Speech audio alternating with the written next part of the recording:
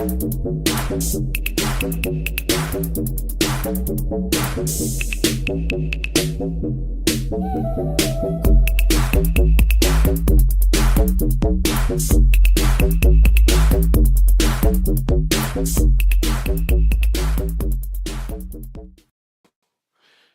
good people. Welcome to the show. I kind of deviated to a Sunday today. My co host wasn't available yesterday, and I was kind of out of it. So I'm just going to do something today. I can't stay too long for this. Hopefully, we'll have more participants, but I will have a guest come in shortly. A good friend of mine, Arlindo.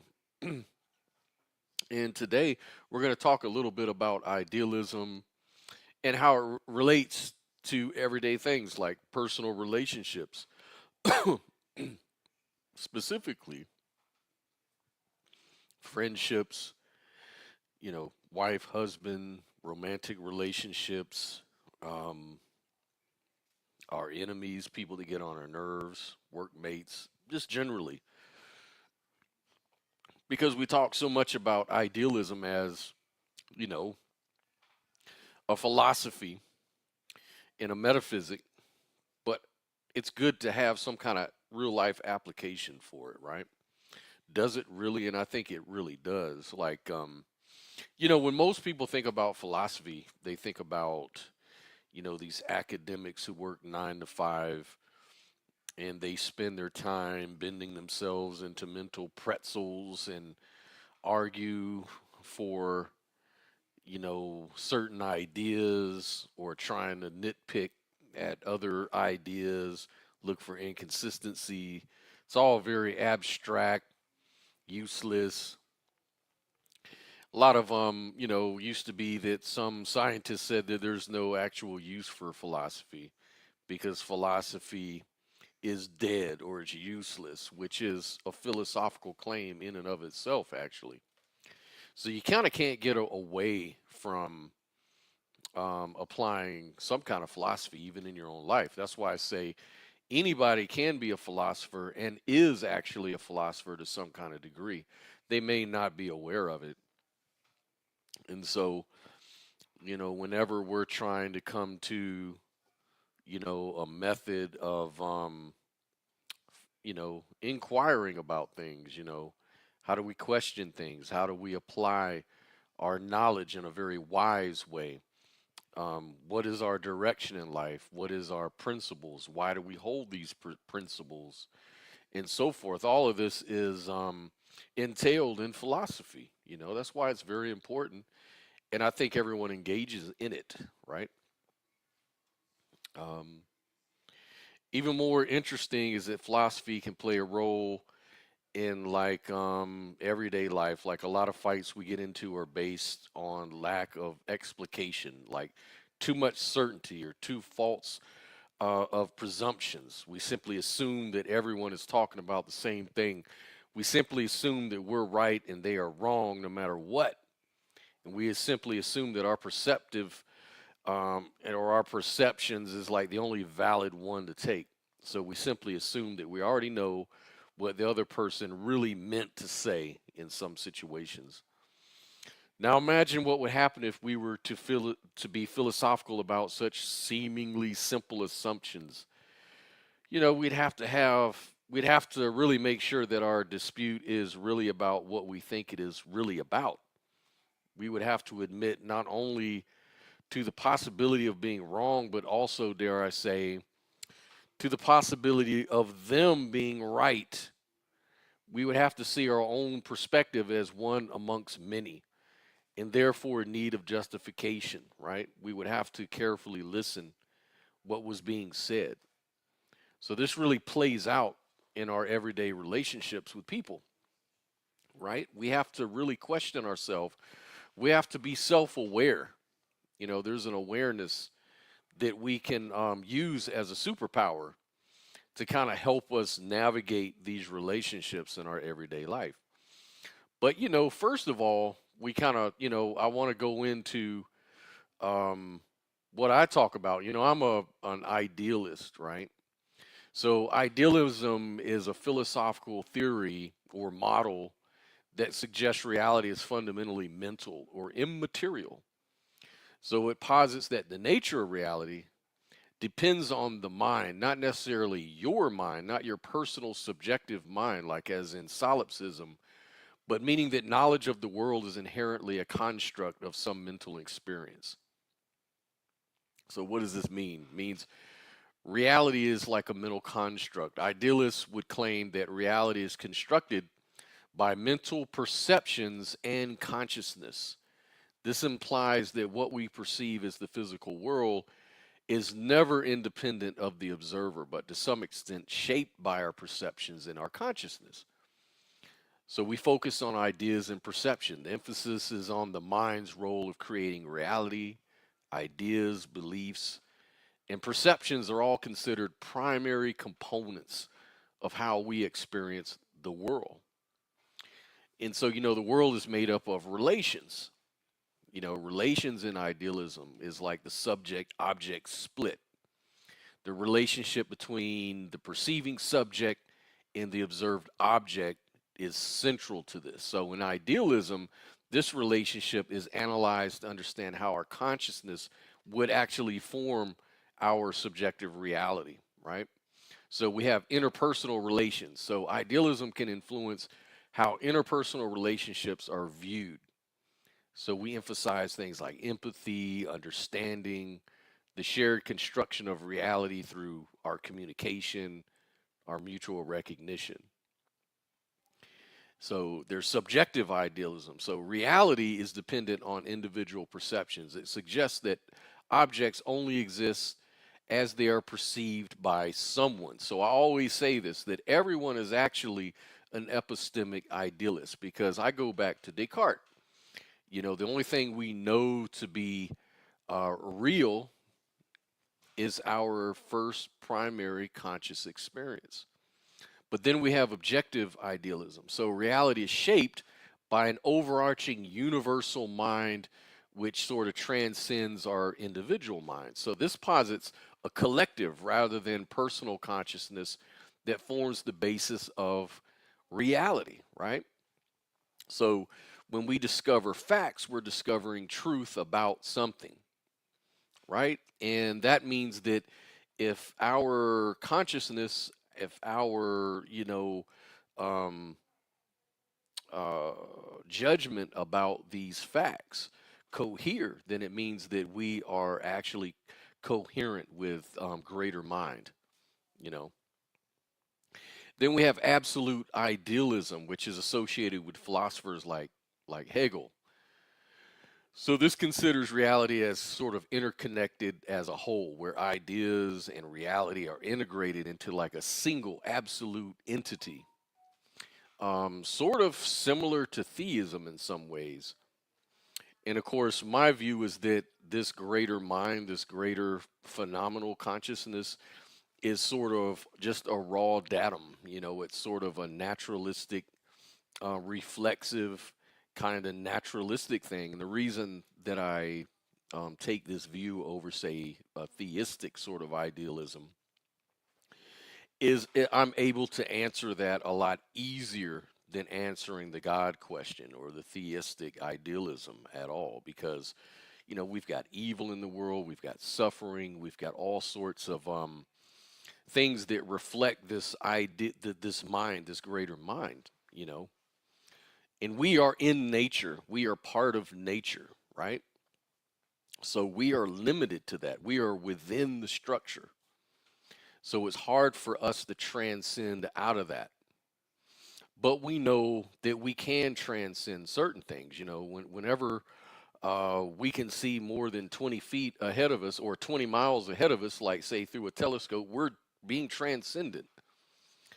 And especially in our thoughts, if we can overcome some of our base desires, like say, let's say that we want to avoid a sexual transmitted disease, right? Yet we have this strong sexual urge as a male, for example. We can transcend that desire, that impulse. We can overcome it mentally. so that we can avoid some other outcome that we're trying to avoid. So there is a transcendent quality that we have, but we don't have access to the ontological reality that's really out there. And so we have to admit, we have to be self aware enough to say that we are limited. And this is why I cannot really talk about things that I don't know about. I can't really talk about things like God and things like that because there's so many other questions I don't have answers to. And at the end of the day, I don't have anything I can point to necessarily. Now, I can talk about clues, you know, because under a theistic idealism, I think God is more personal, right? He's personal, he's invested in you, he cares about you, or maybe he's malevolent, like he's an evil God, could be the case. But it seems like reality is a mixed bag of things. We have good, bad, and everything in between, right? And it seems like things are can be pretty um, random. And by when I say random, I mean we don't really know the causes behind the events. We don't know why things transcend the way or, you know, happen the way they do. We don't really know why. So we call it random. It's not measurable in any kind of way. So we're limited in our scope of what we can access in this reality. And so if that's the case, then how can I really talk about something like a God or some even the primary ontology of reality? It's just hard to do. But like I said, we have clues. We have near death experiences that people go through. We have synchronicity that we can observe that are historical, we can talk about. This synchrony seems very personal. It seems very personal to the person involved in the synchronistic event. You can't deny that, right? And I think we all really experience it. Now, some of us may just dismiss it, but it happens, and it happens to me. I see it all the time, and it seems very personal. So I look up at the sky and I say, God, what is the meaning of this synchronicity that I've just experienced? What am I to learn from it? Whatever. And I catch myself being a theist, right? So, I mean, deep down, we can see clues that theism may be true. There may be some sort of theistic reality, and I'm not opposed to that. I'm all for it, 100%. I just can't really talk about it. I can't really prove it to no one. I can't really put those things together, and I wouldn't try. I wouldn't want to lose my credibility that way. I don't want to be like a lot of these religious folks, these Bible thumpers that argue for their concepts and gods, and they end up looking foolish because they're talking about things dishonestly. They don't really know what they're talking about. And I don't want to be that person. That's why I left religion long ago.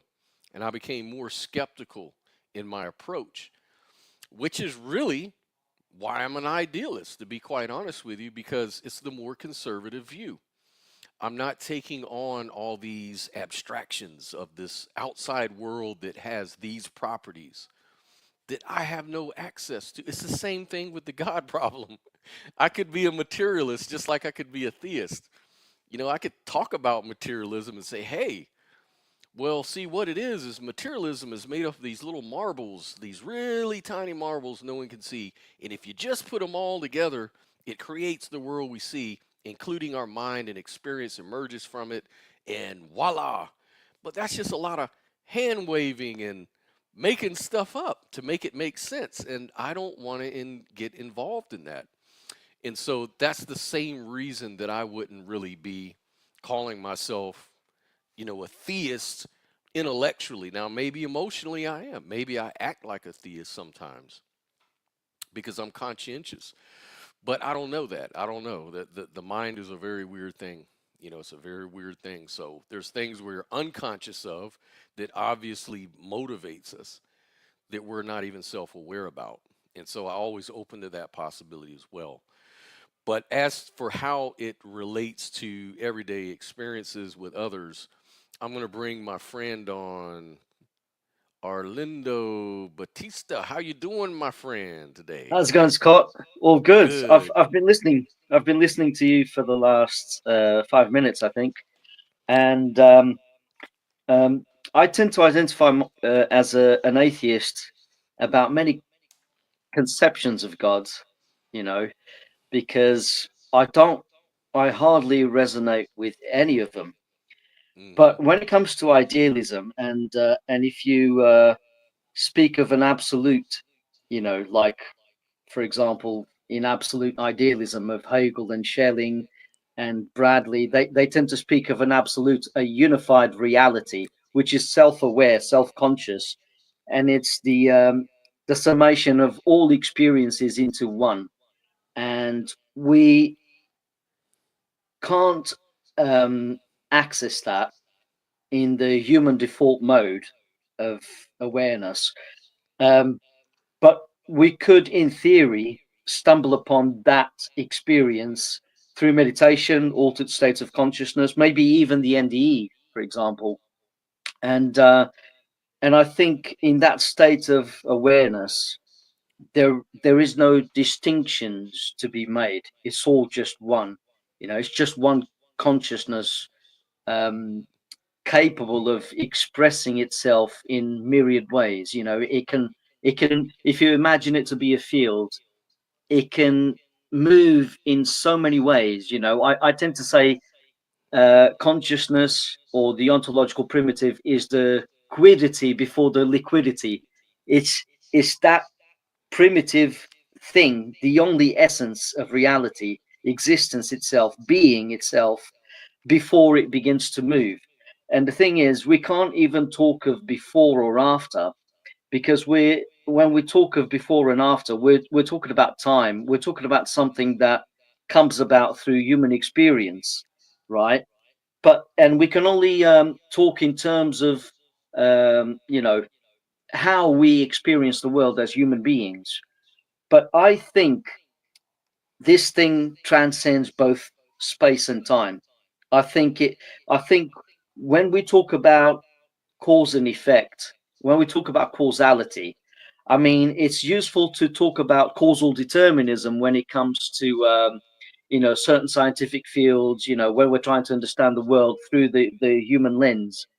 But I think there's a different type of determinism, what they call mathematical determinism, which has nothing to do with cause and effect. It has nothing to do with causality. Causality, for me, I think, is just a human construct. It's just a tool through which we understand the world, right?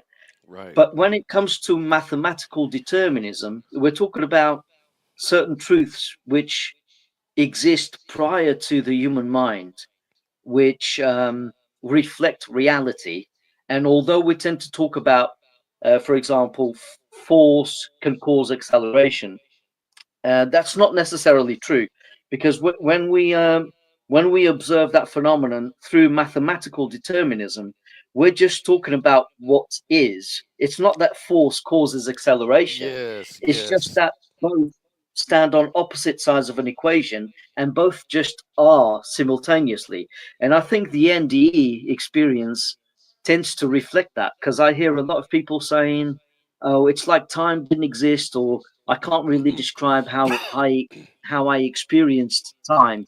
Things just were simultaneously," Right, and right. usually they're privy to more information than when they return to the human ego. And sometimes they often say, "It's like I can't quite put into words what I experienced, and also I can't fit everything that I experienced in my tiny brain," or something along those lines. Well, And it seems to Jungian, imply, yeah, like, yeah.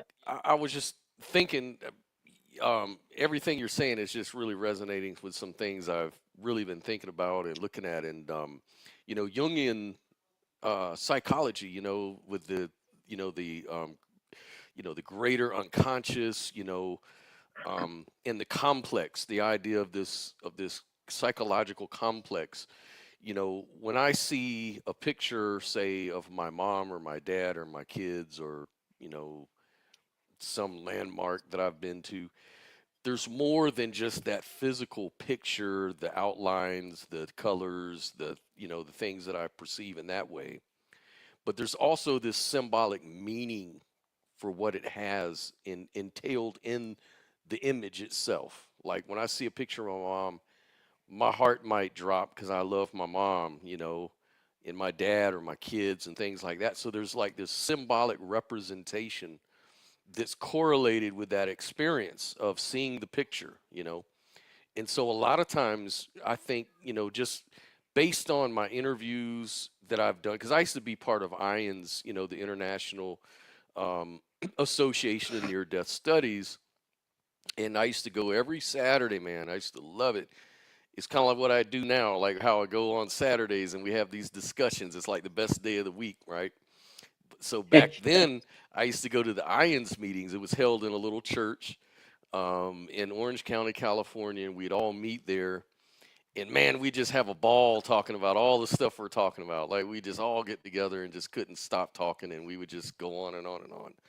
But one of the things we did is, we had each person get to stand up and testify, give a testimony of their NDE and the things that they experienced and the impressions that it left for them and any kind of message they were supposed to bring back. And so many people, and the thing that really, and I was brand new to all this back then. You got to understand, it was all very intellectually stimulating because I would sit back in my armchair at home and just watch TV shows, YouTube videos, books, stuff like that. And on that way, it was really interesting.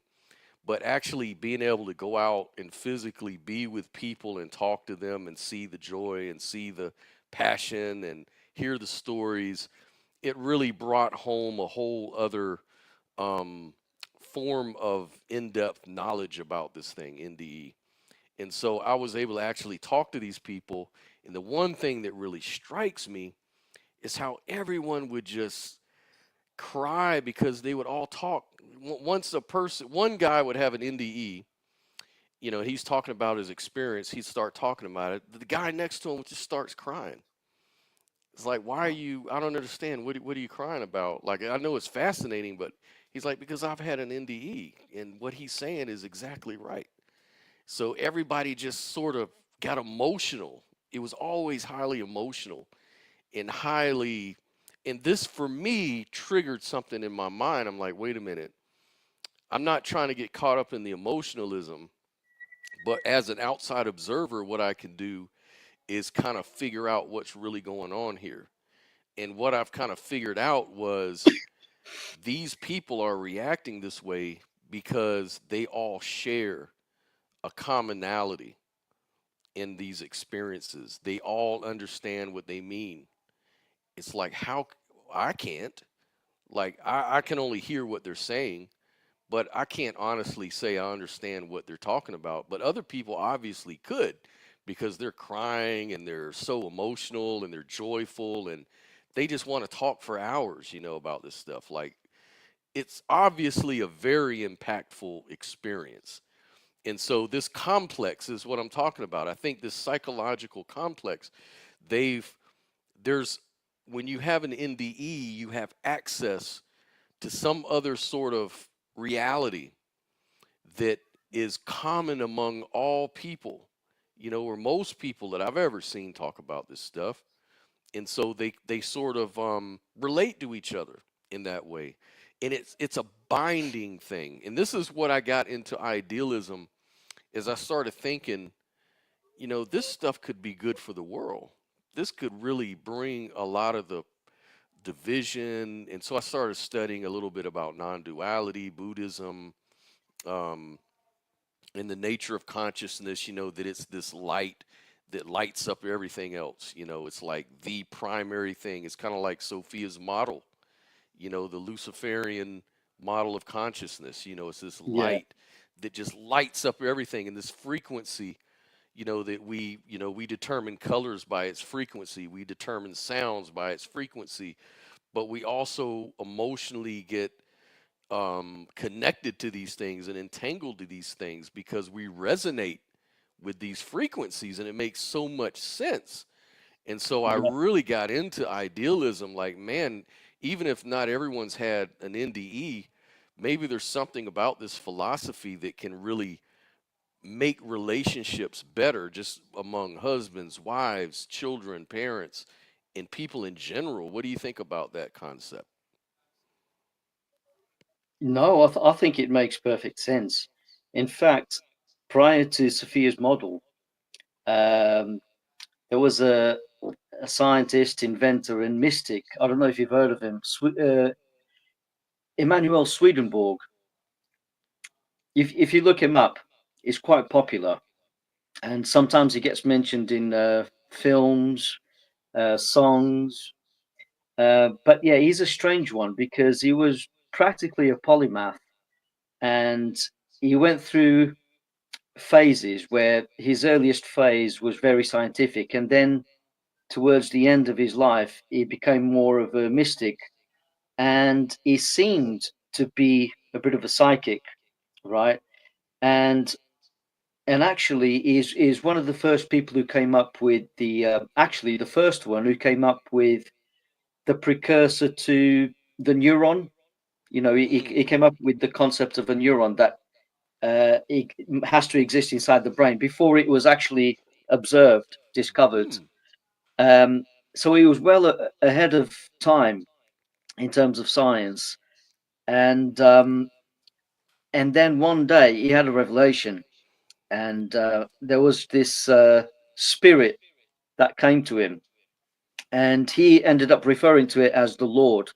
And this spirit uh, practically removed like a veil from his left eye, and then he was able to see uh, the spirit world and many dimensions of reality.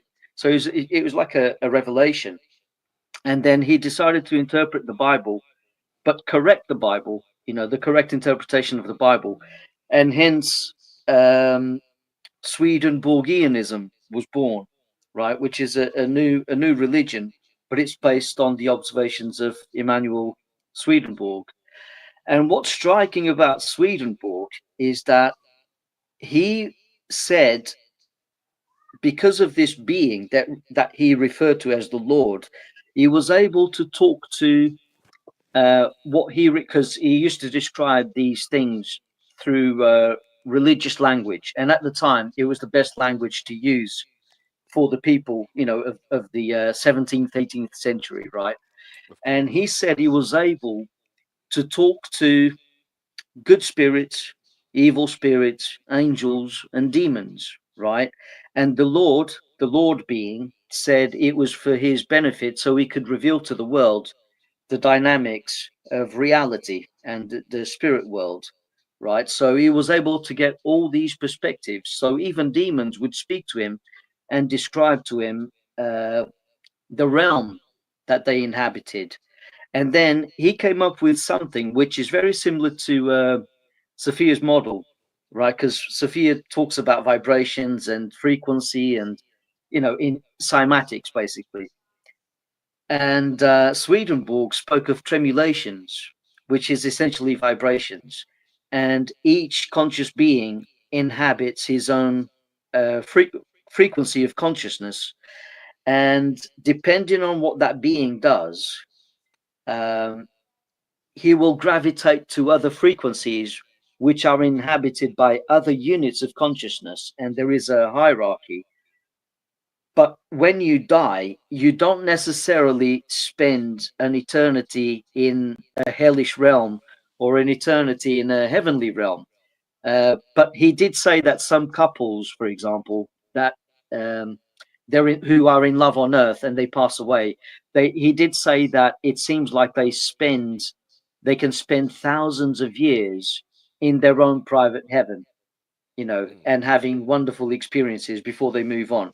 So he starts to paint a kind of mystical and quasi religious picture of reality, which also informs us of metaphysics. And the thing is, you might be inclined to dismiss everything he said until you come upon certain things about his life which are quite striking. For example, um, he once sent a letter to John Wesley, the founder of Methodism, uh, saying, I've been informed in the spirit world that you wish to speak to me. And this was very surprising. It took John Wesley aback because he hadn't told anyone that he was actually interested in Swedenborg in secret, right? So he Mm-hmm. said, John Wesley said, I'm going to go away. We can't meet straight away, but I'm going to go away. I'm going to travel for 6 months. And when I return, we can have a chat. And Swedenborg replied, and he said, by the time you come back, I will have visited the spirit world for the last time.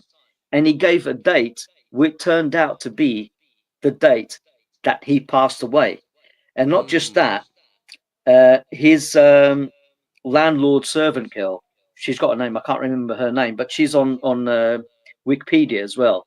She said exactly the same. She said that um, Swedenborg predicted his own death, and he said on that specific date he would be going to the afterlife.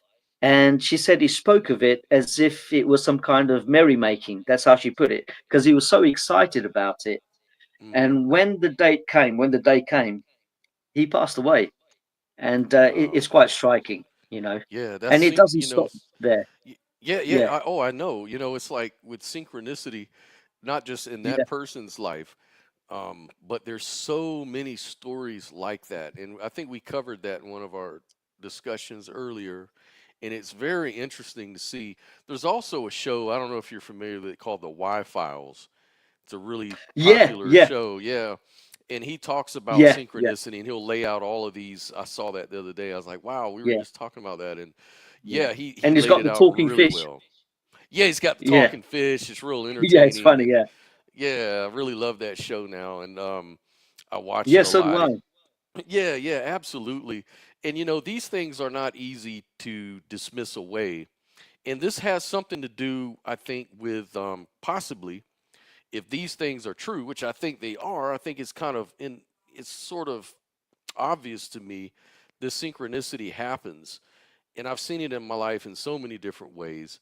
I can't really explain it. I couldn't really argue for it or lay out some sort of argument, but I just Oh feel man. my intuition is that this is true. We see examples all throughout history. How does this relate to our everyday relationships? Like if we're in a good relationship and a bad relationship, if we're in some sort of turmoil at work with one of our managers, or we're in a really nice relationship with people, we met new people, what sort of meaning or purpose did they have in meeting us? Some of it seems sort of random and meaningless, but then eventually you start looking back at it and saying, oh, wait a minute. By meeting that person, I met this person and did this thing and did that thing. And you can now see clearer because, hindsight is always 2020, and so you can see these things a lot clearer. And so I've seen a lot of these things, and it's so fascinating how our relationships, what are they for? Are they to teach us something? Are What are they for, in your opinion? I mean, I'll tell you something. I usually tend to say I'm an atheist because whenever someone Me too. asks me, "Do you believe in God?" I I usually don't know how know to. more or Yeah, less. Yeah, I right, usually know more or less what they mean, and they usually mean right. like the God of Yeah, the monotheisms, and they have a Abrahamic. Yeah, very yeah limited view. um, Yeah. very limited view. But then I look at synchronicities, which I'm sure most people experience one way or another. It might be really something profound, or it might be something that most people dismiss as just a coincidence, but it usually has meaning. I mean, that's what Carl Jung said. Synchronicities are meaningful coincidences. Mm-hmm. And when I look at that, I think maybe there is a way in which um, we can describe something that transcends everything as God, but it won't be the God of the Bible or Scripture as people interpret it today. Maybe they had the right idea thousands of years ago. I don't know, but I think sometimes it feels like the universe. is speaking to you, and it can have many voices. It can be the voice on the radio, it can be a song, it can be someone on TV, it could even be a film. And sometimes you get the sense that it's speaking to you, directly to you. And and in a sense, it's almost like God has many voices, and it's everywhere, and it's in you and all Yeah. around us. And sometimes you ask a question, you might not get the answer straight away, but I think there is a lot to be said for, if you really want to listen to the voice of God and to his message, you have to be listening. But if you have that attitude of dismissing everything, and I'm not talking about skepticism, it's good to be a skeptic, Mm-hmm. right? Mm-hmm. I'm talking about being dismissive and not Right. looking uh, elsewhere for other Right. Being possibilities, limited. Yeah. being limited, right? So I think, yeah, there is. Usually, I say I'm an atheist. I don't see any concrete evidence for a god or the usual god concept. But in a sense, maybe perhaps there is a god that we can't possibly imagine, Right. and maybe the NDE can give us a glimpse of that deity, that God, that absolute. Yeah, so I think it does speak to us because it has meaning to us personally. Certain events in our lives, even if there's no direct connection, even if we don't see a cause and effect connection between these events, between ourselves and those events, there is a meaningful connection. And it makes me think that reality is a lot more than just cause and effect in the traditional sense. I think reality, in order for us to have a more complete theory of reality as human beings, we need to take into consideration that emotional realm you spoke about just a while ago, when NDE survivors get together and they share stories, and then one person starts to cry about another person's story. It brings people together. So there's another layer of reality on top that we share, and I think it all happens in consciousness. And in terms of synchronicities, I'll tell you something. I was dubious of synchronicities, right? I was open to the concept, but still somewhat dubious until I had one profound synchronicity, which, as it happens, relates to NDEs. Because I was watching a particular NDE on a channel about NDEs. I can't remember the name now, but basically it was about someone who nearly drowned at sea. He was a sailor. He ended up being rescued, but when he was outside of his body, he had his grandfather as a spirit guide. He saw many realities. He had a mind expansion, and he returned and he was rescued after a few hours. And funnily enough, he was still alive. His body was floating in the water. They found him. They revived him. And I, at the time, I turned to my wife and I said, this NDE reminds me of the film A Perfect Storm, right? Mm-hmm. And I don't know if you remember the film. It's based on a true story, and Mm-hmm. and someone wrote a book about it. It was actually Sebastian Younger, right? So I said this to my wife. This film is reminding me of A Perfect Storm, right?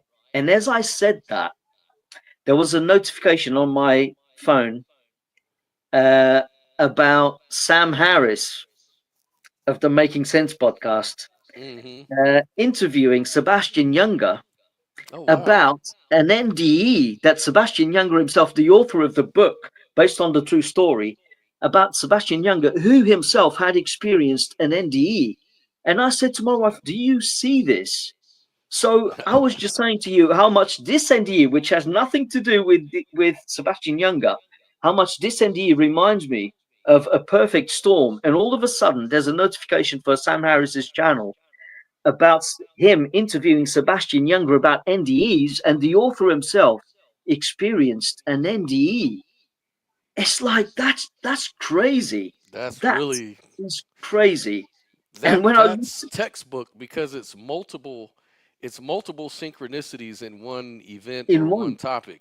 And so that's really the strong that would be considered a strong synchronistic example because I think Yeah. they have a way of rating it. It's like if you get more than three, it's no longer a coincidence. If you get like three coincidental events that really are correlated directly, it becomes out of the realm of coincidence and into the realm of synchronicity.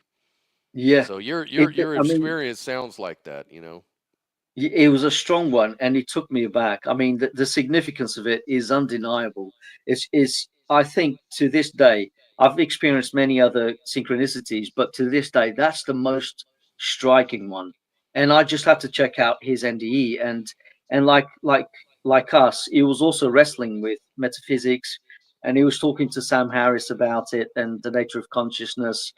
And it's funny because in his case, he said his father, who passed away, was a physicist and very much a materialist, and his mother was very much a mystic and very much religious and very spiritual.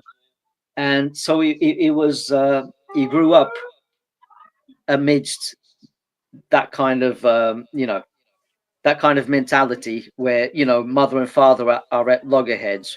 But the father was very much a scientist, and he dismissed anything to do with mysticism, religion. But what's funny is when Sebastian Younger had his NDE and he was nearly dying, I think one of his vessels or something to do with his kidneys ruptured. I can't remember the details, but he had some kind of internal hemorrhage and he was dying. He was in and out of consciousness, and then all of a sudden he could perceive some kind of black vortex, and he had the sense that if he would go into that vortex, it would never return. But then he said some kind of energy manifested in front of him to his side as the doctors were operating, and that energy he recognized straight away to be his father. And his father was all excited in the afterlife, and he said, "Oh, come with me. It's okay. I'll show you around." Hmm. But Sebastian Younger was scared. He still wanted to hold on to life, but he got the sense that his father was looking at the afterlife like a scientist, excited, as if he found this new realm of possibilities that we could explore together. It was something like that, which I found really interesting. Hmm. But yeah, he managed to be revived. He returned to life. But I think to myself, wow, I would have never known about that if not for that notification. And funnily enough, it happened to come at a time when I was commenting on an NDE which had nothing to do with a perfect storm, his book or the film, but it reminded me of the film at the time, and voila, there was the notification. It's almost like everything in that moment in time just came together for me as if Yeah. it was trying to tell me something. It was so profound, so meaningful, Well, and that. revelatory, I think. Hmm. Yeah, yeah, revelatory because it opens up so many possibilities for your life in general. And this is the thing about personal relationships is synchronicity always plays a part in that stuff. You know, for one reason or another. I think every girlfriend or my wife, when I had in the past, we could always finish our sentences, or we could also know when something's bothering each other just from little cues. I think unconscious cues and things, and these sort of synchronicities happen even in long distances. Even if I'm at work, I can tell something's wrong. It's a strong feeling. Get on the phone, sure enough, every time. Yeah, Like, and I'm not a psychic. I don't know what that's all about necessarily. I think under an analytical and idealism, it makes perfect sense because if we're all connected to the overall greater mind, the capital C consciousness, yeah, then of course we're going to be tapped in, especially with people that are in our immediate vicinity, like people in our immediate experience. They're going to be people that we can definitely learn from and synchronize with. And then sometimes, too, even when you meet in a really bad situation, let's say you're in a bad marriage, I've gone through that bad marriage, bad relationships with people. These things are sort of synchronistic or have some sort of meaning too. Like you meet people and you're wondering why the hell would I meet that person? Like, and even at the beginning, like, I met someone I'm a single guy now, so I met like another person the other day. Went on our first little date or whatever, trying to get to know this person, and find out she's deeply religious, goes to church, is in the theater at her church. She starts asking me what my sign is, my astrological sign. Like all of this sort of language is sort of alien to me. You know what I mean? Like it's not really something I resonate with right now. Um, but I'm not a dismissive person, and I'm not a judgmental person, and I give people room to be who they are, and I don't challenge people without their permission, and I won't even challenge them unless the scenario is the right scenario. Like if we're on my channel to discussion and we come in and we know we're going to debate about Christianity or something, well, that's one thing. But I'm not going to go on a date and start hammering you because you believe in X, Y, and Z. It's just stupid. But Yeah. the whole time I'm going through this, I'm thinking, okay, what future could I have with this person?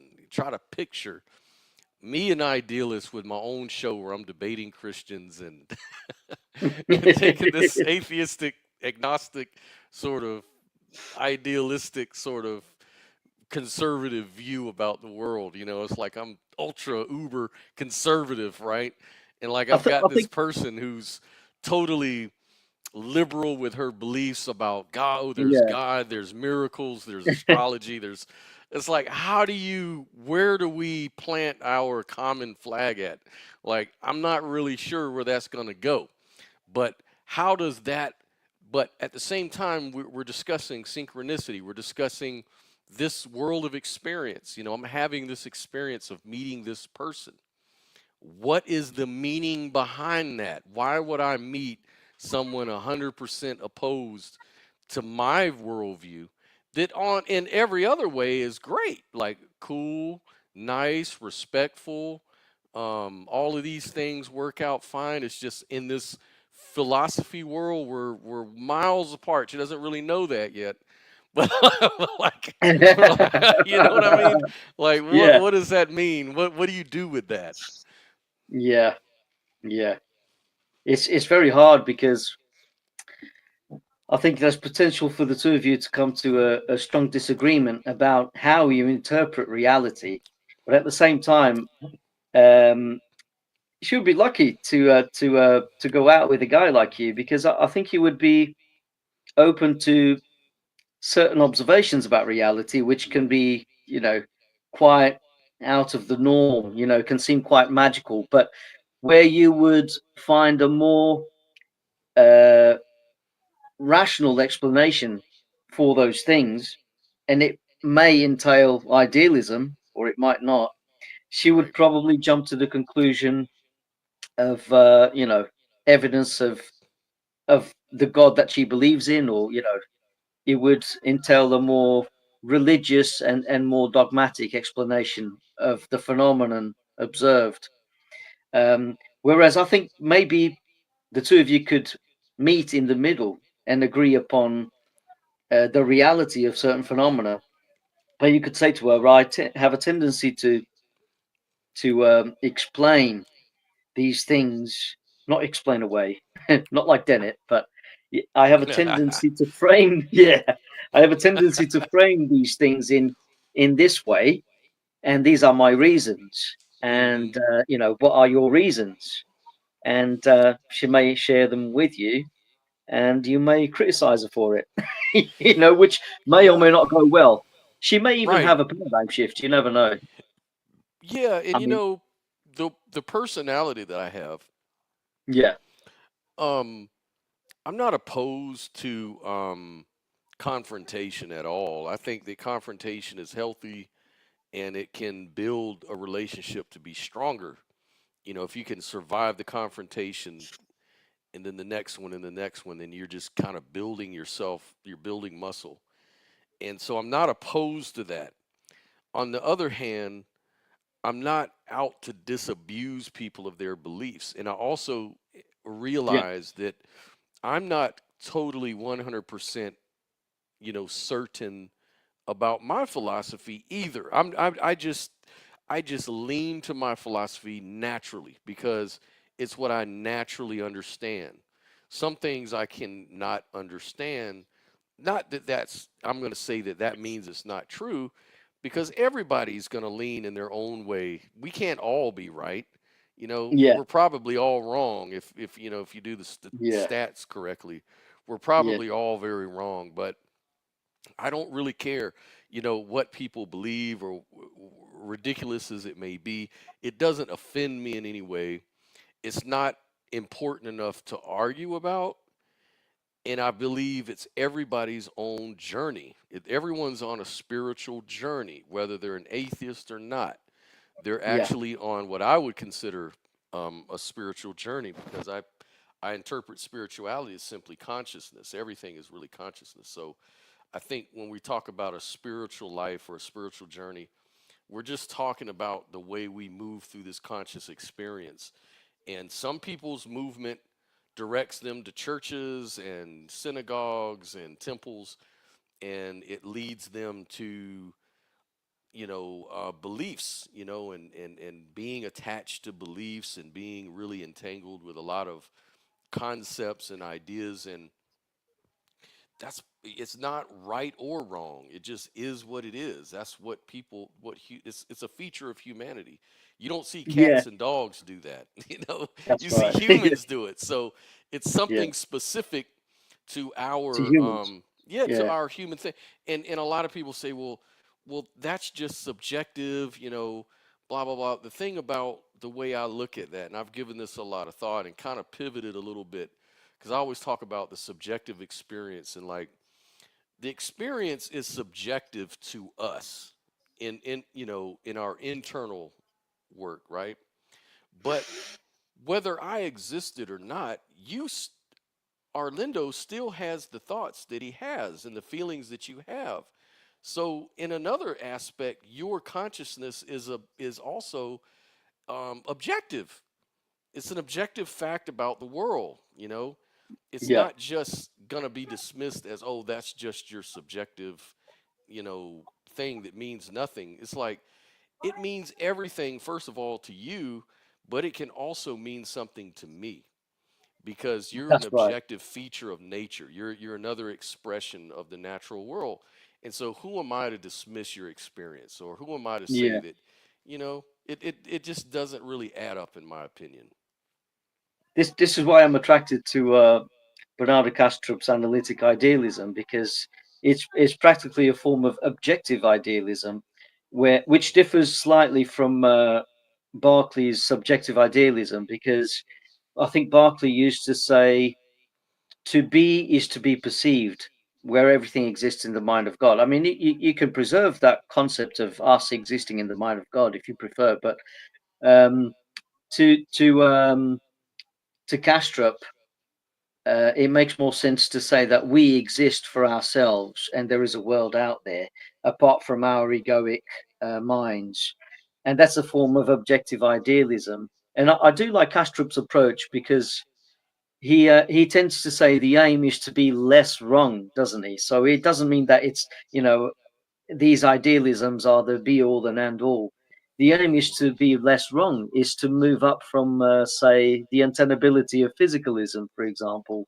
Hmm. So yeah, it's we're trying to figure out what the hell it is that we experience and live in.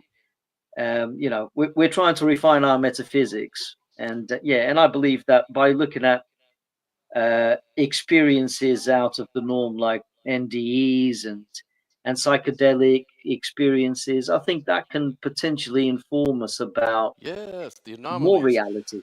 Yeah, Yeah, the anomalies are the edge of our conscious experience. Those are like the really extreme edges and extreme experiences. Like, if you've ever took a tumble, you fall off a hill or something, it's like time goes real slow all of a sudden. Or if you're in a car accident, time goes like immediately, I mean, it is just like a movie, like The Matrix. You start seeing the bullets go in real slow motion. Yeah. It's like that when you're in a Bruce car Grayson, accident.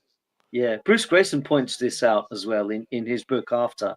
Yeah, people have had falls and they've fallen off mountains and they experienced time flowing very slowly, or Slowly yeah, take some DMT. When I went to visit Sophia in Texas last year, we sat around and we just smoked DMT all day long, every day.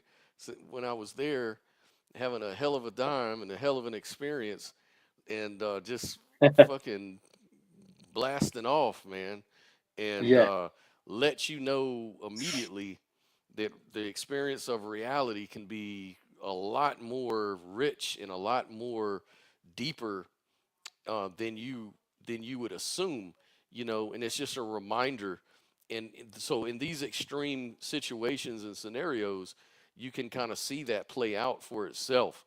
And when you think about transcendence, like obviously our minds are limited, and we know that when you take a dose of DMT, or if you fall off a hill, or you go through some kind of traumatic thing, you will yeah, directly experience a transcendent experience. You will experience that transcendence, and it's ineffable, just like any other experience is actually ineffable. It's only that we have this common language to refer to, but in these extreme cases, there's absolutely no common language to actually explain it or describe it.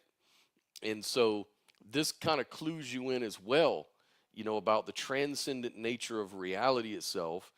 And and if you use science, like just looking at science itself, right, like yeah. everything sort of bottoms out to, I think you were talking about information that you can derive information.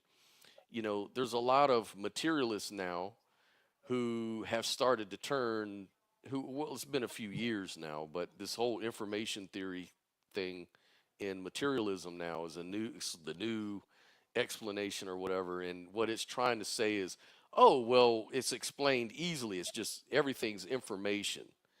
I read this book by The Mathematical Universe by Max Max somebody, Tegmark. Mark, yeah, Tegmark, yeah. Yeah, yeah, And he doesn't though really talk too much about consciousness. It's kind of like, you know, for me, you need consciousness to do math. yeah. It's like mathematics is more descriptive than prescriptive. Like it doesn't That's cause right. anything. Like I don't care how long my mathematical formula is when I write it down. There's nothing about that thing that's going to cause anything to happen. Like there's nothing about that Yeah, algorithm that's going to actually pop into an experience or do anything like that, or even do anything, like much less start a universe. So yeah, it's just really odd to me how materialists are really mistaken the map for the territory. They think that their descriptions are the thing in itself that they're trying to describe, which is just circular and just as bad as theism. That's why when you argue for this stuff, it's hard for me to really, like, I understand it, and I could easily say, you may be right, but if I can't really articulate the idea in a coherent way, then why in the hell would I believe it? Or why would I really argue for it? At least yeah, theism has some experiential value. At least there's some sort of, thing like we were talking about, NDE, synchrony, things like that can clue you in. But with materialism, there's nothing there. It has no standalone sort of property to it. It's just an abstraction. It bottoms out to mathematics, which is an yeah. abstraction inside consciousness. And so that's the whole issue that I'm having to deal with. That's what I struggle with materialism. Yeah, it's funny you mentioned Max Tegmark because right after he published his book, Our Mathematical Universe, it's a brilliant book, and I really recommend it to everyone because Hmm. it's really far out. It describes all sorts of universes, and there's a multiverse. It's amazing. It really is amazing. Hmm. Um, but I think he realized he left out the essential, which is consciousness. I mean, I think towards the end of the book, he was wondering like what breathes fire into the equations. Right, And it's funny right. that after the book got published, his next project was uh, trying to figure out the mystery of consciousness. And then he Yeah, had yeah. his arguments with Sir Roger Penrose about his model and stuff like that. But yeah, it's very interesting that he left that one out, and it's practically an obvious brute fact of reality. If it's not the fundamental of reality, which I strongly believe it is. Really, I really do think it's It the case, and I think more and more this is being discussed in the scientific community. And I praise I nearly said Kamala Harris here, Annika Annika Oh yeah, Harris. Annika Harris. Yeah, Yeah, yeah, yeah. I praise her for saying it's legitimate to ask the question: is consciousness fundamental? And and I think her husband is becoming more open to this idea. You Yeah, I know, saw that, man. He was I forget who he was interviewing with. It was a materialist who was talking about consciousness, and he was saying all the Sam Harris talking points, like from his older stuff, and I think the guy was trying to relate to Sam Harris, but then Sam Harris was like, "Yeah, but you're basically just promoting an abstraction. We can't get you're trying to you're trying to form an abstraction based on another abstraction. Like you can't explain one mystery by appealing to another mystery, can you?" And the guy was like, yeah, "What?" Like yeah, it's like he was yeah, starting to talk like an idealist there. I was like, "Oh, yeah, okay." So now he's kind of switching. So yeah, I see the evolution in him, and so I have yeah, promise.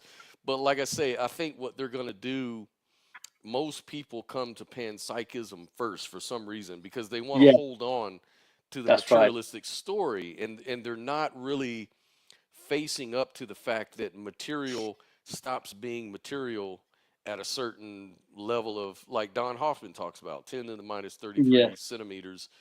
Matter dissolves into a black hole if you even tried to measure it. that's So right. on principle, just on principle, you can't, matter doesn't exist at all fundamentally. So That's right. what's left? The only thing we have, there's only two this isn't a false dichotomy, because a lot of people will say, have challenged me before, and they say, Yeah, "Well, you're always saying it's either idealism or materialism. Why do you engage in false dichotomy though?" And it's like, but it's yeah, not a false dichotomy, because yeah, you could offer a third thing, but what is that third thing? And they're saying, yeah, well, it could be things we haven't discovered yet. Okay, cool. And when we yeah, discover it is the time to believe it. Like there's no yeah, time, you can't believe things that you haven't discovered yet. You might as well believe in the tooth fairy did it, yeah. or Exactly. leprechauns did it. Like we know consciousness primary. That's the primary thing we know. Everything else is an appearance inside of the consciousness. So there's only one road you can take out of that dichotomy right there. Yeah. Um, You really, I do you mean, you can, remember? yeah. Yeah. Do you remember Daniel Dennett when he said he smuggled in um, the following, right, in defense of his multiple drafts theory of consciousness, which a lot of people say is consciousness explained away. Basically, Daniel Dennett said, um, in order to explain consciousness, you can only start from the point of view of unconscious elements so that you can move towards consciousness. The problem is you never get there.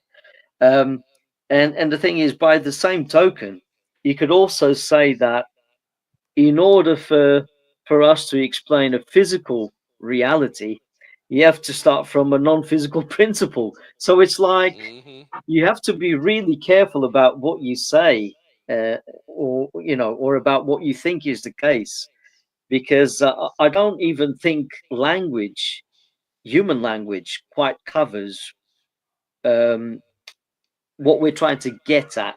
You know, it's very tricky, and the thing is, when you write books about this stuff, many people can derive different interpretations. It's like what we were saying about symbols.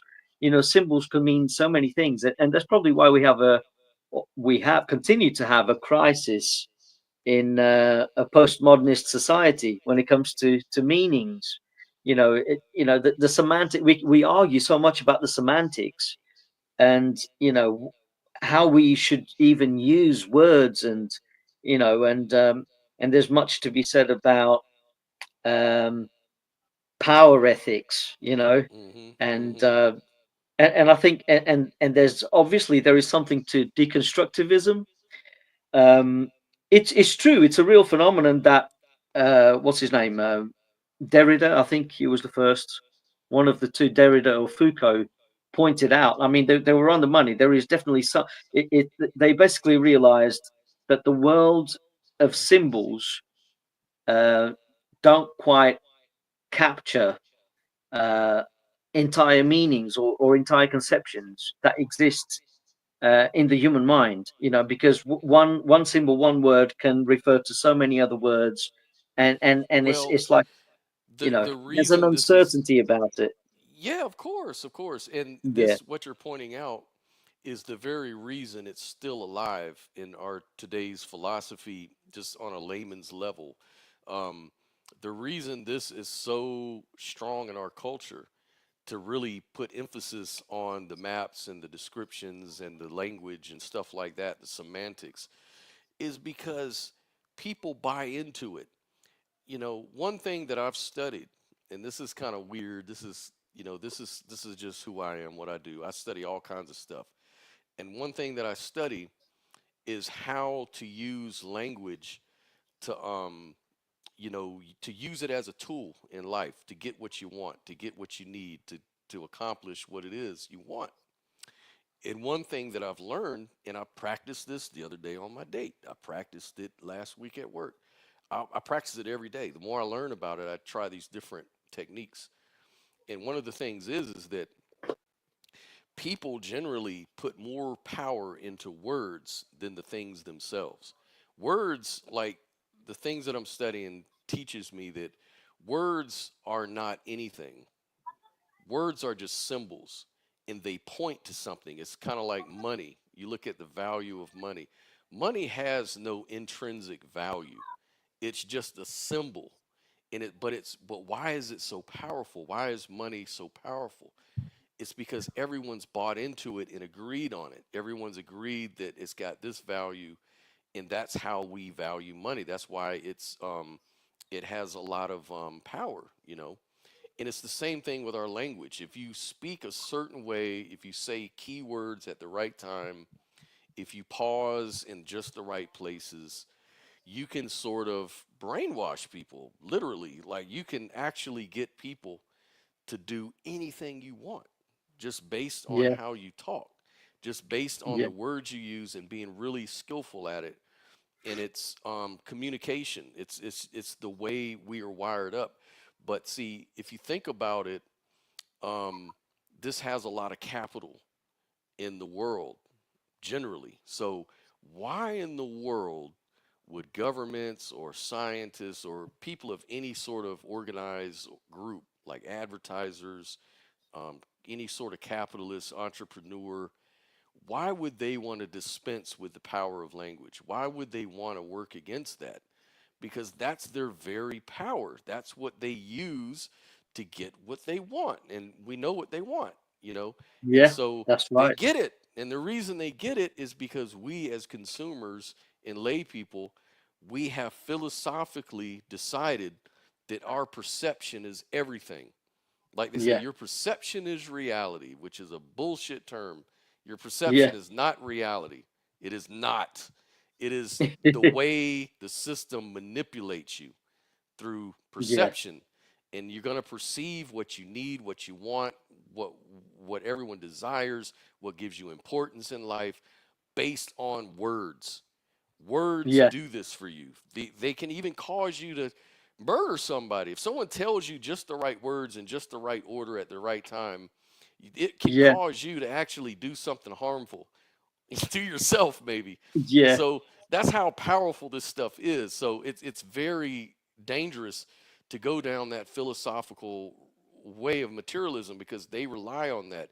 They rely on abstractions to be the Yeah, to make you think that these abstractions are the reality, that this is what's more yeah. important, and it's It's not. funny you point that out because I think that's one of the reasons, if not the main crux of why F.H. Bradley, in his Absolute Idealism, makes the distinction between appearance and reality. In fact, he's got a book called Appearance and Reality, and he argues that we tend to go by appearances, and that's where we create distinctions that Hmm. only exist in our minds, in human That's right. minds. But these appearances, these distinctions, are actually derived from an absolute where there is no real distinction. It's just one. It's just one absolute experience. And it's us who carve out our restricted and distinctive realities from that absolute because we don't perceive the whole thing. We usually don't have the full picture, especially when we're in the middle of a conversation or we've got goals or we're trying to address something that we think is important. We only focus on certain aspects to our interest to the detriment of everything else that we ignore to our convenience. And that's where Hmm. power comes in, isn't it? Power structures and everything And else. It's yeah, it's and so what it's so you deep. yeah what you're saying, and it's so important. Like studying the art of debating and stuff like that. It's like um, people, it's a well-known thing that the person who's asking the most questions is actually the person who's running that conversation. They're in charge of that conversation. And so when you want to get something from someone, you need to be the one asking all the questions. You need to be asking the questions, and but you need to be pausing at the right time. You also have to buy into them. You have to get them to buy into you. So you have to buy into them, but you have to get them to buy into you. So you have to get them on some key things, which are like rewards. They got to see how you're rewarding. How is me associating with you right now going to be a reward for me? That's the number one thing you want to convey. And then you need to Yeah, really mirror them, mirror their way of speaking, mirror their what you call their belief system. Like they have a belief system. Everyone has an operating system that they function on, right? yeah, It could be like, well, no, maybe they're a huge Trump supporter or something like that. And so yeah, if you can find some commonality there, you've got some buy-in power because now you've got them yeah. buying into, they buy into Trump. Now here you come showing a reward, but also showing, hey, I'm with you, man, on this Trump thing. He's great. He's I God would or whatever. actually urge people to beware of politicians because That's what they they will do. obviously use language and they will equivocate often, and confuse people. They have a manner of speaking, and someone like Trump is especially in the business of trying to get his point across and trying to pull the wool over the eyes of many people. He's the kind of person that will say one minute he's saying, "Oh, Jeffrey Epstein is a terrific Yeah. guy," and the next minute he'll say, "I Yeah. know he's Yeah. a terrific guy." I said he I'm was going a to terrible release the guy. files. He's a terrible guy. Why would you even want? Yeah, He's a Democratic hoax or whatever. Yeah. So I yeah, mean, it's like these are lies. Is basically what this all is. These are yeah, lies, but they're effective. That's the point that I'm making. Is that these sort of lies are effective, and the philosophy behind it is, look, there is no such thing as fairness in the world. The world is not fair to you. But that yeah, also means, on the other hand, that you don't have to be fair. There's no rule that says you have to be fair and you have to play the game. What you need to learn, they tell you, is how to manipulate the game, how to exploit the people within the yeah, game. And this is what politicians do. They yeah, speak the right way, and they use all of these psychological tricks. Anyone who's trying to have a come up in life is going to have to do it off the back of some, at least two other people, at least one other person. And so if they can't do it themselves, and usually doing it yourself is defined as manipulating somebody, whether it's getting someone to hire you on a job or getting somebody to loan you some money or getting somebody to give you whatever this thing is, the shiny object you want. Um, to do that, you have to be manipulative. You have to be a salesperson. You have to know how to sell your idea. And if it's all about me, the other person's automatic thought, he may or may not say it. Well, what the fuck isn't in for me? Why should I help Yeah. you? You're not doing anything Yeah. for me. You sound like a selfish bastard that's just trying to get me to do something for you, and I don't Yeah. understand what's in it for. Where's the reciprocity in that? And so you have to spell all that out, but you have to be likable. Like you have to be a likable person. Like even at work, there's people that are key figures in your job, like maybe your manager or your lead or somebody that's has some sort of responsibility over what you do. Um, you have to be friends with that person, because Yeah. if you're not, that person is not going to feel very compelled to protect you. And let's face it, Yeah. everybody needs protection at some point. Everybody This is fucks up. why this Hmm. is why I believe metaphysical idealism. Especially if it's, well, it has to be monistic. Monistic idealism in metaphysics. If everyone ends up buying into that, and I'm not saying that everyone should be forced to believe it, but Right, right, right, right. if everyone bought into monistic idealism, it would bring about a kind of political idealism where everyone um, takes into consideration, ethics, morality. Everyone would essentially come to realize, the reality of being one mind Hmm. would be emphasized, and we Yep, would come to an understanding of, and people would try to put themselves in other people's shoes to really try to make the effort to comprehend what's led them to see the world the way they do, and try and steer them in the right direction, and come together. We could all come together, yep. and but because I tell you something, right?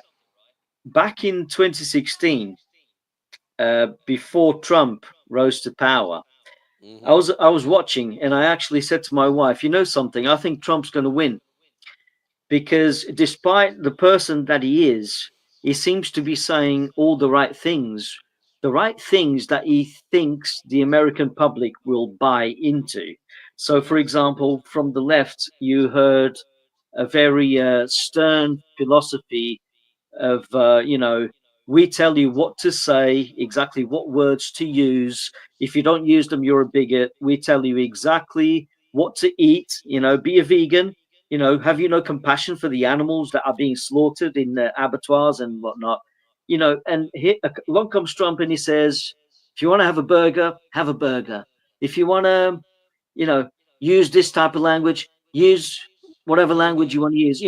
It conveyed a kind of freedom that I think Yeah, um, the American public was hungry for. So it's almost like, because the Democrats were so bad at conveying their message, they allowed for a con man to come along and say all the right things and exploit their mistakes to his benefit. absolutely.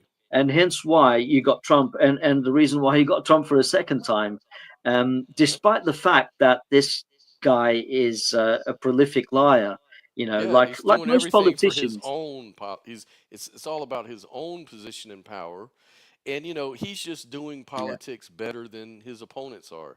That's the only yeah, thing. He's got the gall, the nerve, and one of the strong points that I was learning about this stuff I was looking into is that one of the key strengths that makes a person effective in life is when you don't care to be hated, because you're going to have to do things that are going to be very, um how shall I say it, um very straightforward and unapologetic. yeah. Make the ask. Like here's a good little factoid for you. Like in telemarketing, like there's this, it relates perfectly. Telemarketing, where people get on the phone and call you to ask for money, right? And you wonder, why do people give these people money? Well, we have to look at what works and what doesn't work. So they did a really big study, and they found that, which state what had the most effective telemarketers that made the most money. Guess what state that was? What state was it? I wonder. California? Utah. Utah. Utah. Wow. Think about it. Utah, they said most are Mormons, and most of the Oh, telemarketers identify as registered Mormons in this study. And they said, well, what is it about Mormons that makes them so good at telemarketing to people all around the world? And they said, what it is they have the nerve to be hated. And what they mean by that is they have very strong beliefs that they feel are important for humanity and are directed by God Himself. So when they get on the phone and they get rejected, the way they look at it is, oh, well, you weren't consecrated. You weren't this person. It wasn't for him because he was not determined or predestined for this product or whatever, because they feel that God is involved in every aspect of their life. So when they yeah, look at whatever they do, it's under the direction of God. It's approved of by their church, which has a lot of power, and they yeah. feel 100% confident. And so even if they're turned down, they're still doing the Lord's work and still making a meaningful difference.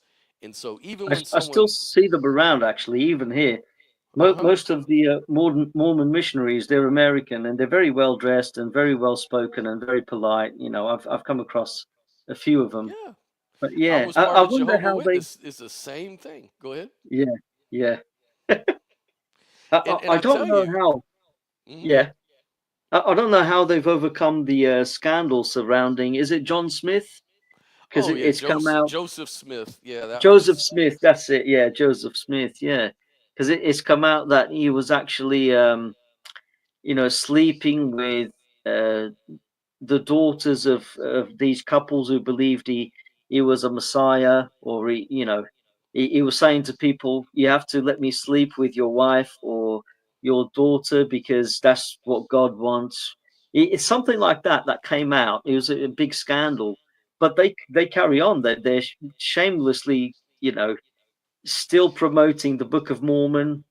And yeah, it just left me wondering how they continue to show their faces. I know it sounds really bad, but Well, they they point in the they face of that, yeah. in that particular scandal, they point to Second Samuel 15, because in Second Samuel 15, David had uh, you know committed fornication with Bathsheba and had her husband killed, right?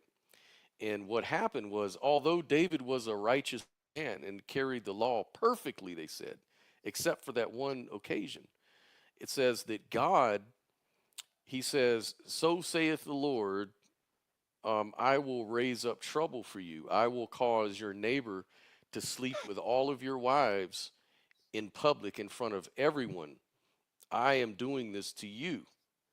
So God caused these women to be raped by their neighbor, and it was to humiliate David as a punishment from God. Now Wow, these women were raped. These women did not want that. They were raped in front of the whole town by his neighbor yeah, who became in his place, because he humiliated David in front of the whole nation pretty much. that's And deeply more immoral. it's It very really immoral, is. very Yeah, very creepy and cringy. yeah. But the Bible looks at it like, well, that was how David got punished. Well, what about the women? What about their punishment? What did they do to be raped? They never Exactly. think about it that way. They only think about the husband. This is my property and my stuff is getting, It's soiled very by patriarchal. yeah, very Yeah, patriarchal. So, when people look at God directing you to do things that you would be sort of suspicious about, it doesn't really matter in religion, because God is, it's all about divine authority. It's all about, well, God said it's okay. So, it's like the guy last week on and my who are you show. to question Like, him? yeah, like, yeah, it's like, yeah, Yeah, slavery. Yeah, we beat slaves, but so what? How else are you going to yeah. tell them what to do? I, It's I like, I what? saw that conversation. Oh my God. Yeah, I Yeah, mean, I couldn't believe what that guy was saying. It's wow, you yeah, know, and he even just said, Sophia opened up and said she was raped as a 12-year-old girl, yeah, and she didn't bleed because of, for whatever reason, which 40% of my point was that 40% of women actually don't bleed on their first time. So here yeah, these Israelites are stoning women for not having blood on their marriage sheet, and they're being yeah. stoned to death. It's So all based my on ignorance. yeah, and I'm like asking, God Almighty of all people should know this isn't fair. This isn't right. Even if the Yeah, bleeding was right, it still wouldn't make it right. But still, just making that point, and his whole response was, well, the reason Sophia didn't bleed was because she's a black woman, and white men have little pinky dicks, and so she was built different. That's what he said, seriously. And he's like, I missed and that bit. the Yeah, and the Israelites, they're all Israelites. They're from the same yeah, ethnicity, so they fit perfect. So yeah, you're gonna get bleeding every time. Like, this is how sick these people. These people are yeah, sick, yeah. sick. They really are. I mean, Jesus Christ, you know, unbelievable. He so also reminds me of Al and yeah. the lack of compassion he had for Sophia. But yeah, she won that one fair and Oh square. yeah, fair I and can. square. That guy was just gone, and he sounded Yeah. drunk as well. Oh, he was. He most likely was, and I blocked him after that. I just wanted him. I just wanted to keep him on my feed just long Yeah, enough to know we were going to do a critique of the debate, so he could see how everybody felt about him.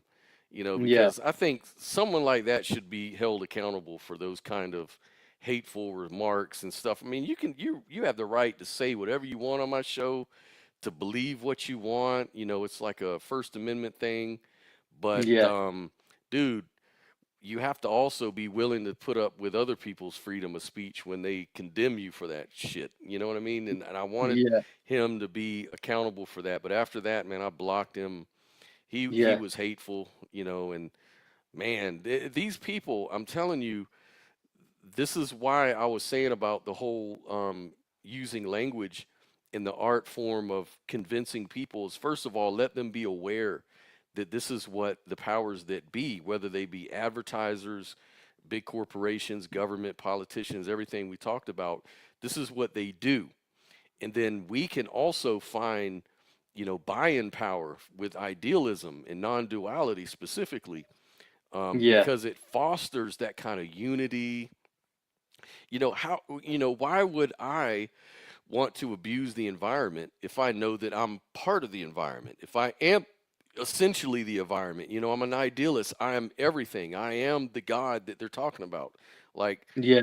we are everything. We are each other. So why would I want to hurt myself by hurting my neighbor? It's like these same Exactly. Christian sort of golden rule apply, but it gives you now a vehicle to do it. This is why I think that in our society we see such a higher crime rates, more misogyny in our entertainment and things of this nature. It's because Yeah, we have dehumanized each other. We look at each other like, what's in it for me? The yeah. other, the duality takes over, and it's like with Al, the racism, like he's just he never learned anything from our show. He No. participated, he tried to agree, like we've had him on to talk with us a number of times, and Yeah, all he ever did with you was agree with you on every fucking thing, it seemed like. yeah. But at the end of the day, he doesn't agree with any of it because No. he is a racist. He's a dualist. Yeah. He sees the other, too much. It's I could like, tell he was trying to hold on to his racial beliefs, during that exchange. And you could clearly tell that he was using the word demographic as a euphemism for the black community, mm-hmm. and everything, including statistics and the sources he was looking at. They had to be legitimate, and the statistics, regardless of all the factors that you have to take into consideration, just had to support his belief. He wouldn't have it any other way. And I there are know. so many. things that you have to take into consideration when it comes to statistics, because sometimes, first, statistics fluctuate, Yes. and second, there are so many reasons. It's like IQ tests. They're mostly unreliable, because when you have the test, you might be having a bad day, or you didn't have breakfast that morning, or you're depressed or thinking about something else, and you might do poorly on the test, whereas you would have done much better if you were having a great day. and uh, Mm-hmm. and and Mm-hmm. someone else who's taking the test at the same time as you will excel at it, because they happen to be feeling great. And it's those factors, those nuances, that people fail to take into consideration. you know but there you go. it's Yeah. it's I It's wouldn't say IQ tests are accurate, but they can indicate the state of mind of people when they took the test. yeah. I suppose. Yeah. And speaking of intelligence, intelligence is also, I mean, if you're functioning normally, if you're not drunk like he was or whatever, um, if you're functioning normally, you shouldn't be so black and white about everything. Like Yeah, there's always a middle ground. There's always a relation that you have to factor into it.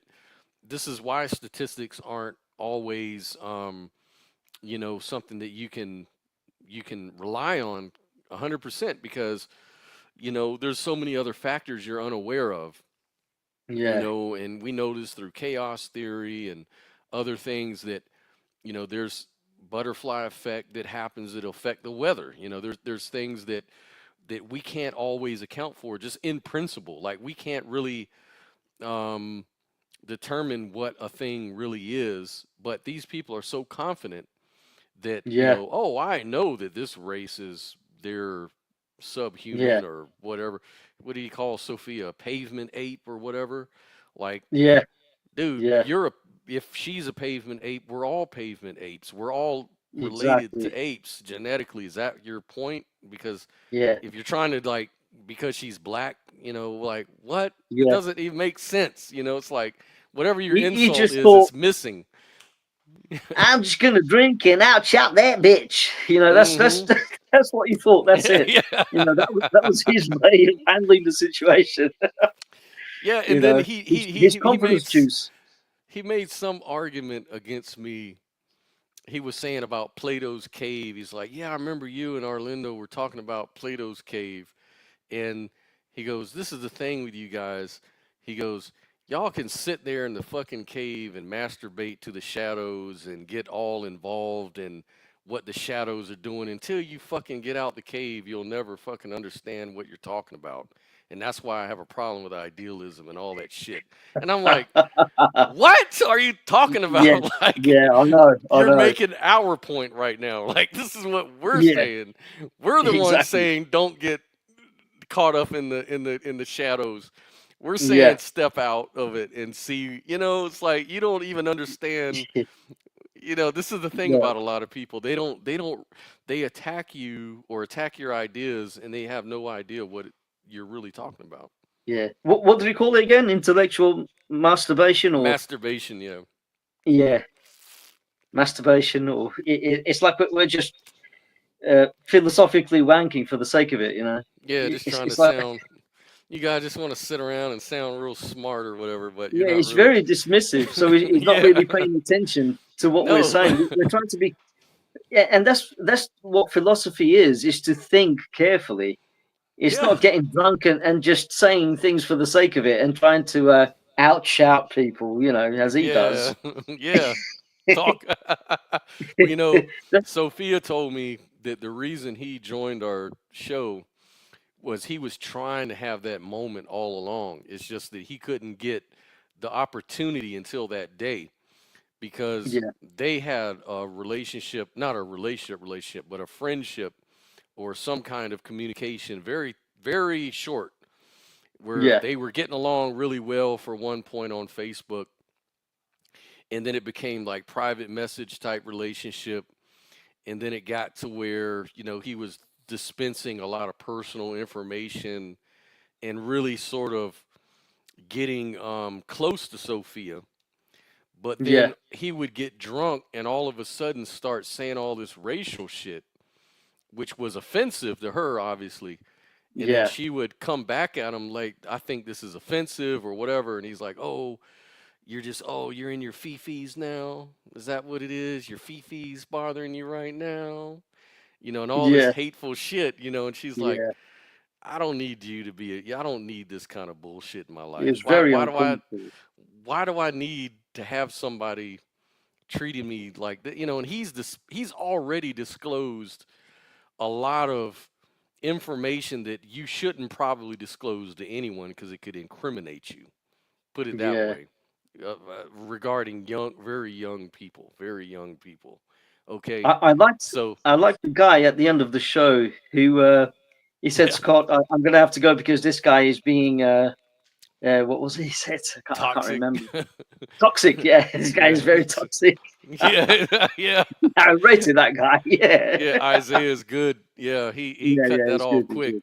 and he had Yeah. told me that. He said, I'm because I usually do interviews on his show, or he'll do interviews on mine, and he's a Christian guy, as you know, and but he's a real fair Christian person. He's not like one of these fundamentalists, and he's pretty open minded about a lot of things. But one of the things he told me is like, look, the where my life is going, I just don't have time for anybody who talks that way, like even a little bit. Yeah. When I start seeing it, I just want to cut it off quick because it's toxic, it's dangerous for me spiritually and emotionally, and I just don't want to put myself through it. Like, who needs to put up with that garbage?